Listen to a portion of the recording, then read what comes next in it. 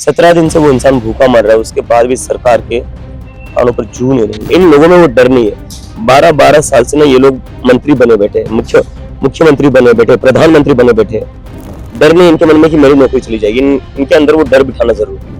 मेरा सरकार से ये सवाल है कि अगर वो सोनम वांगचुक से बात भी करने को तैयार नहीं है 17 दिनों के अनशन के बाद भी, तो सरकार चाहती क्या है? इस्तीफा देंगे तो एक मैसेज तो चला जाएगा ना कि अगर कोई मंत्री गलती करता है तो उसकी कुर्सी बचेगी नहीं, उसकी कुर्सी जाएगी।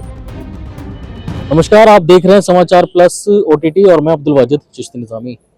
मेरी मौजूदगी इस वक्त दिल्ली के जंतर मंतर पर है और जंतर मंतर पर जो प्रदर्शन चल रहा है सीजेपी पार्टी का, किस तरीके से ये प्रदर्शन चल रहा है और जो आगे 20 तारीख को संसद के घेराव करने की बात की गई है कि भाई हम लोग संसद पर पहुंचेंगे, क्या कुछ रहेगा संसद के जो घेराव का, किस तरीके से इन्होंने प्रोग्राम बनाया हुआ है और ये जो जंतर मंतर पर प्रोटेस्ट चल रहा है किस तरीके से चल रहा है, सभी कुछ जानेंगे। अभिजीत से बात करने की कोशिश करेंगे और तमाम उन लोगों से बात करेंगे जो यहाँ पर इस प्रदर्शन में मौजूद हैं।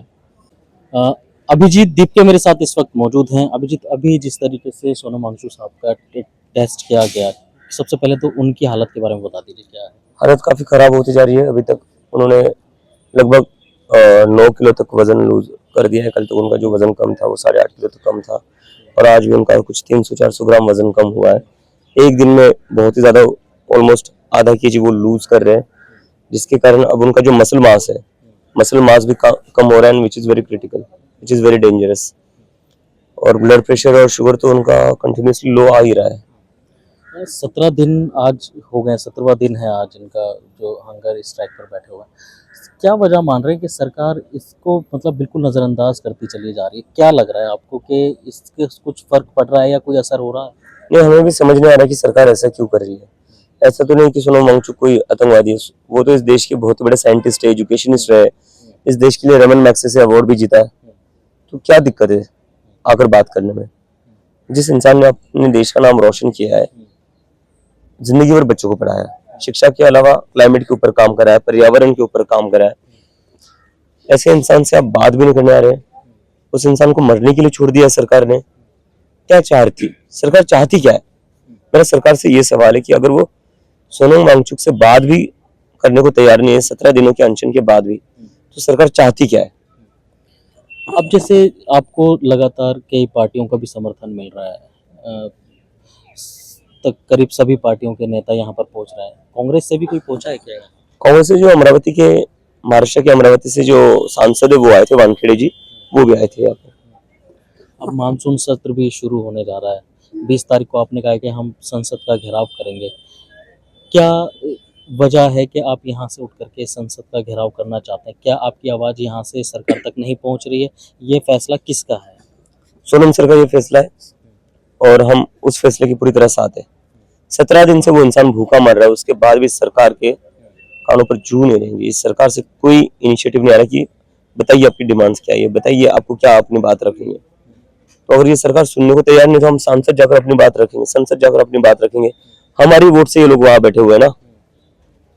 तो आपको लग रहा है कि इतना आसान है? आप यहाँ अब ये मान लीजिए कि आपने एक तरीके से यहाँ पर पिछले लंबे वक्त से जंतर मंतर की जो एक सूरत थी प्रदर्शन करने की, वो आपने दोबारा से यहाँ पर वो कायम की है।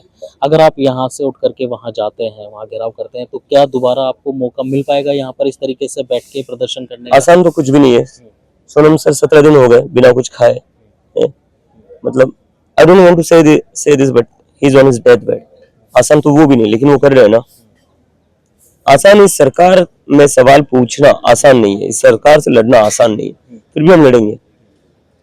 एक सवाल जो लगातार वो जनता के बीच में भी है और तमाम मीडिया और सोशल मीडिया आपसे कर भी रहे हैं और बहुत लोगों के बीच में बातें चल रही हैं कि भाई आप इस्तीफा मांग रहे हैं धर्मेंद्र प्रधान का।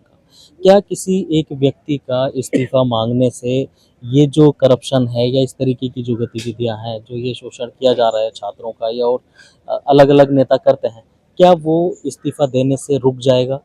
इस्तीफा नहीं देने से क्या होगा? इस्तीफा नहीं देने से रुक जाएगा? फिर इस्तीफा देंगे तो एक मैसेज तो चला जाएगा ना कि अगर कोई मंत्री गलती करता है तो उसकी कुर्सी बचेगी नहीं, उसकी कुर्सी जाएगी। और वो डर जब इन सारे मंत्रियों में बैठेगा ना कि नहीं यार, एक मंत्री की कुर्सी गई थी, कल को मेरे मिनिस्ट्री में कुछ गलत हुआ तो मेरी भी कुर्सी जाएगी, तो देखिए सिस्टम अपने आप ठीक होता है। इन लोगों में वो डर नहीं है। 12-12 साल से ना ये लोग मंत्री बने बैठे हैं, मुख्यमंत्री बने बैठे हैं, प्रधानमंत्री बने बैठे हैं। डर नहीं इनके मन में कि मेरी नौकरी चली जाएगी। इनके अंदर वो डर बिठाना जरूरी है, तभी जाकर ये जनता की आवाज सुनेंगे। दीपके से जो है हमने बात करने की कोशिश की, तमाम सवाल जो हैं वो हम इनसे कर रहे हैं, वो सवाल हैं जो जनता के हैं। लोगों के अब मन में एक चीज़ ये है, जिस तरीके से 20 तारीख को संसद का घेराव करने की जो है यहाँ से अपील की गई है, बात कही गई है, तो लोगों के बीच में ये कि अगर आप जंतर मंतर से उठ करके संसद का घेराव करने जाते हैं तो ये फिर दोबारा से यहाँ पर प्रदर्शन जिस तरीके से अभी चल रहा है, इसको इसी तरीके से कंटिन्यू रखने के लिए बड़ी परेशानियां इनको उठानी पड़ सकती हैं, क्योंकि माना ये जा रहा है कि पुलिस प्रशासन जो है यहाँ पर इस प्रदर्शन को आगे नहीं होने देगा अगर ये वहाँ पर जाकर के घेराव करते हैं। ऐसे तमाम सवाल हैं जो जनता के बीच में भी हैं, और ऐसी भी बहुत सारी बातें हैं, ऐसे बहुत सारे सवाल हैं जिनका यहाँ पर जो है वो सही तरीके से जवाब जो है वो क्लियर नहीं मिल रहा है। एक तरफ जो प्रदर्शन किया जा रहा है उसमें ये कहा जा रहा है जब तक शिक्षा मंत्री धर्मेंद्र प्रधान अपना इस्तीफा नहीं देते तो ये प्रदर्शन जारी रहेगा। वहीं दूसरी तरफ सरकार से लगातार ये अपील की जा रही है कि सरकार आए, हमसे बात करे, हम सरकार से बात करना चाहते हैं। वहीं सोनम वांगचुक जो हैं यहाँ पर आज उनका 17वां दिन है, लगातार वो यहाँ पर जो है हंगर स्ट्राइक पर बैठे हुए हैं, भूख हड़ताल पर हैं। सिर्फ पानी पर जो है वो अपनी जिंदगी जो है वो जीने के लिए यहाँ पर मजबूर हैं। पिछले 17 दिन से लगातार सिर्फ वो पानी पी रहे हैं। ऐसी तमाम छात्र यहाँ पर मौजूद हैं, वो भी यहाँ पर जो है हंगर स्ट्राइक पर बैठे हुए हैं, भूख हड़ताल पर बैठे हुए हैं। छात्रों से भी बात करेंगे और भी जो तमाम लोग हैं यहाँ पर, उनसे भी जानना चाहेंगे कि आखिर वो इस पूरे प्रोटेस्ट को किस तरह देख रहे हैं, और क्या अगर धर्मेंद्र प्रधान इस्तीफा नहीं देते हैं या संसद का घेराव होता है, क्या दोबारा से ये कंटिन्यू प्रदर्शन यहाँ पर जारी रहेगा, या यहाँ पर ये प्रदर्शन जिस तरीके से है ऐसे ही चलता रहेगा और इस अलग से जो है संसद का घेराव करने के लिए दूसरा कोई रास्ता निकाला जाएगा। ये ऐसे तमाम सवाल हैं और ये आगे आने वाले वक्त में ही जो है वो देखने के लिए मिलेगा। फिलहाल यहाँ पर जो है तमाम सभी पार्टियों का समर्थन मिलता चला आ रहा है, और अलग अलग पार्टियों के जो बड़े नेता हैं, जैसे समाजवादी पार्टी के सांसद हैं वो भी यहाँ पर पहुंचे थे, और आतिशी भी पहुंची हैं, और आज़ाद समाज पार्टी के जो चंद्रशेखर रावण है नगीना से सांसद, उन्होंने भी अपना समर्थन जो है वो इस प्रोटेस्ट को दिया है, सीजेपी को दिया है। तो ऐसे तमाम लोगों का, तमाम नेताओं का, तमाम पार्टियों का समर्थन लगातार इन लोगों को मिल रहा है। और अब जो जैसे मानसून सत्र भी है, संसद में भी ये आवाज़ जो है देखने के लिए मिलेगी, सुनने के लिए मिलेगी। ऐसे तमाम सवाल हैं और भी हम बात करेंगे। दिल्ली से समाचार प्लस OTT के लिए मैं अब्दुल वाजिद चिश्ती निज़ामी।